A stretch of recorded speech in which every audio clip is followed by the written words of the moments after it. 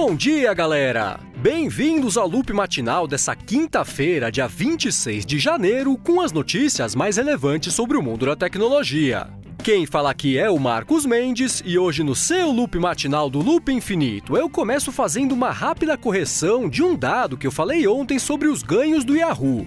Eu comentei que eles tinham reportado 750 milhões de dólares em lucros, mas na realidade esses 750 milhões corresponderam ao faturamento da plataforma nativa deles. No final das contas, o lucro total reportado por eles no período foi de 162 milhões de dólares. Obrigado ao nosso amigo Marco Gomes pelo toque e agora sim vamos para o papo de hoje.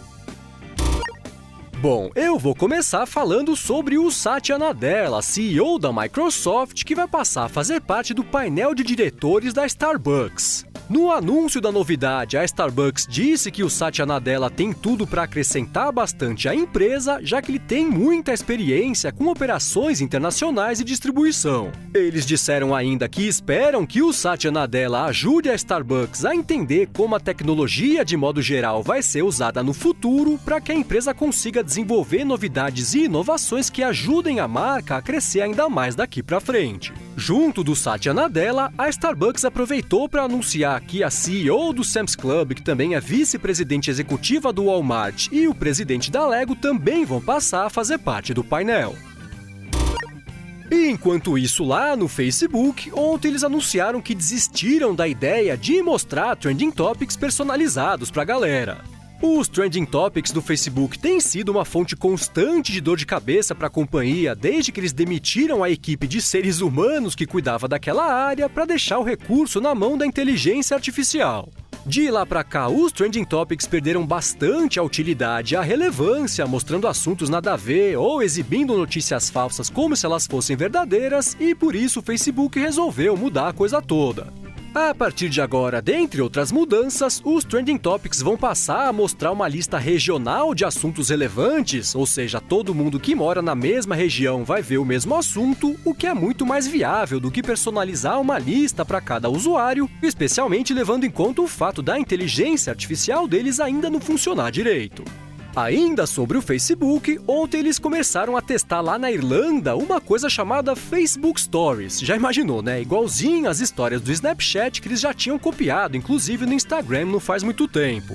O funcionamento é o mesmo. O pessoal lá da Irlanda tá vendo umas bolotas na parte de cima do app, agrupando os perfis que publicam histórias. Aí esses posts desaparecem depois de 24 horas, ao contrário da fixação do Facebook com o Snapchat, que parece que não vai sumir tão cedo. E por último, sobre a rede, dia desses eu comentei aqui sobre aquela matéria do time de jornalistas, fotógrafos e funcionários que são responsáveis pelos posts do perfil do Mark Zuckerberg. Essa matéria citava que essa estratégia é bastante parecida com a de um político, o que fez o pessoal começar a pensar se no futuro o Mark Zuckerberg poderia decidir se candidatar à presidência dos Estados Unidos. Com o passar do dia, essa teoria foi ganhando força até que o BuzzFeed resolveu perguntar para o Zuckerberg se ele tinha a intenção de concorrer à presidência. Para colocar um fim nessa história, ele disse que não e falou que ele prefere investir o tempo dele para melhorar o Facebook e para evoluir a Chan Zuckerberg Initiative, que é uma espécie de instituto humanitário de investimento que ele criou em 2015 com a esposa dele. E agora o assunto é a LG, que divulgou os resultados financeiros do quarto trimestre do ano passado. Eles reportaram um faturamento de perto ali de 13 bilhões de dólares, mas por conta do fracasso, sobretudo do smartphone LG G5, eles registraram um prejuízo de 224 milhões, marcando o primeiro trimestre em 6 anos que a empresa fechou no vermelho. Junto do baixo aproveitamento da divisão móvel, a LG também citou gastos com publicidade e um baixo desempenho da divisão de componentes automotivos como responsáveis pelo prejuízo, mas por outro lado eles disseram que as divisões de eletrodomésticos e de entretenimento doméstico registraram um recorde de faturamento. Ontem o Google anunciou para os desenvolvedores as datas da edição desse ano da conferência Google I/O. Ela vai acontecer entre os dias 17 e 19 de maio lá no anfiteatro Shoreline, em Mountain View, que é o mesmo lugar onde rolou a conferência no ano passado. Ainda sobre o Google, eles liberaram para os desenvolvedores a última versão beta do Android Wear 2.0 em preparação para o lançamento oficial, que vai acontecer no mês que vem. Dentre as principais novidades, apareceu uma coisa interessante. Agora dá para instalar apps de terceiros em relógios pareados com iPhones, o que é uma decisão bacana, né? E mostra que o Google está pronto para dar mais um passo na briga contra o Apple Watch. E enquanto isso, no mundo do Android, ontem pintou uma matéria lá no New York Times que fala que o Donald Trump ainda não cumpriu a recomendação de se livrar do aparelho Android dele. Na realidade, as palavras exatas do Times foram que ele não se livrou do telefone Android velho e sem segurança dele, a contragosto do serviço secreto americano que deu para ele um telefone todo modificado, com várias camadas de segurança para tentar evitar vazamento de informações confidenciais. Isso não é uma coisa nova. O Obama, por exemplo, usava um BlackBerry customizado e não podia usar nem o Android nem um iPhone justamente pelos riscos de segurança. Mas parece que, para variar, o Donald Trump não está muito afim de seguir os conselhos de quem sabe do que está falando. Bom, e já que eu falei sobre o Google, deixa eu comentar sobre um concorrente dele, que é a plataforma de busca chamada DuckDuckGo. Para quem não conhece, o DuckDuckGo é um site anônimo de buscas que não rastreia ninguém, não guarda nem o IP, nem o histórico de buscas da galera e tudo mais, e num post para o site Spread Privacy, o CEO da plataforma revelou que eles ultrapassaram a marca de 10 bilhões de buscas feitas por lá desde o lançamento do site em 2008. Ele disse ainda que a quantidade de buscas feitas lá todos os dias tem aumentado num ritmo sem precedentes e aproveitou para falar que ao longo do ano passado eles doaram mais de $220 mil para organizações que, assim como eles, priorizam a confiança e a privacidade da galera. Enquanto isso, lá na Apple, parece que as coisas estão promissoras na Índia. Aliás, a Apple mudou a fonte do site dela, abandonou a Myriad, passou a usar a São Francisco, deixou o pessoal mais tradicional em choque, já que eles vinham usando a Myriad praticamente em tudo desde 2002. Bom, voltando lá para a Índia, quem acompanha o Loop Matinal sabe que a Apple está querendo abrir lojas lá no país e que em troca disso o governo está pedindo para ela fabricar iPhones por lá.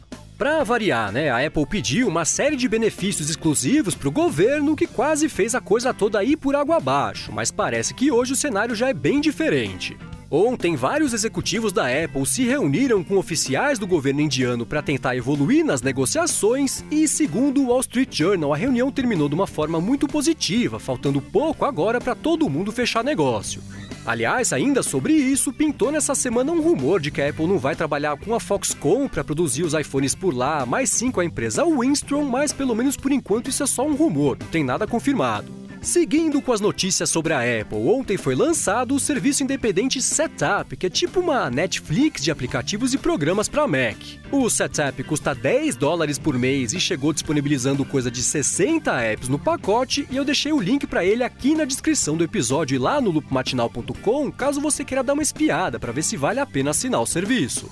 E enquanto isso, no mundo dos processos, ontem o pessoal descobriu que a Apple abriu 2 novos litígios contra a Qualcomm. Esses 2 foram lá em Pequim, o que começa a mostrar que essa briga tem tudo para levar alguns anos para se resolver. E por último, sobre a Apple e ainda falando em processos, parece que a Nokia vai tentar proibir a Apple de vender iPhones, iPads e outros produtos nos Estados Unidos como parte daquele processo de quebra de patentes que ela abriu contra a Apple no final do ano passado.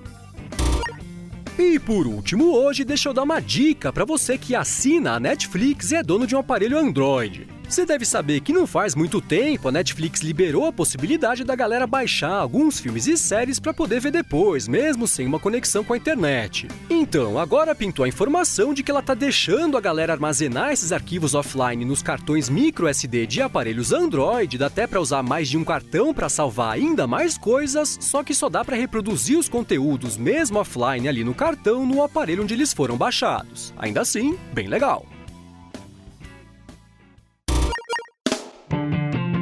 É isso aí, galera. O Loop Matinal do Loop Infinito vai ficando por aqui. Se você quiser se inscrever no canal do Loop Infinito no YouTube, o link tá aqui na descrição do episódio e lá no loopmatinal.com, junto com os links das notícias que eu comentei hoje. Já se você quiser falar comigo no Twitter, é só procurar por MVC Mendes que eu tô sempre por lá.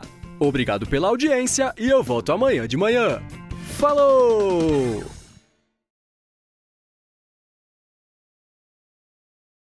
Para quem não conhece, o DuckDuckGo é um site anônimo de buscas que não rastreia ninguém, que, assim como eles, priorizam a confiança e a privacidade. Quase deu para acabar a frase, né?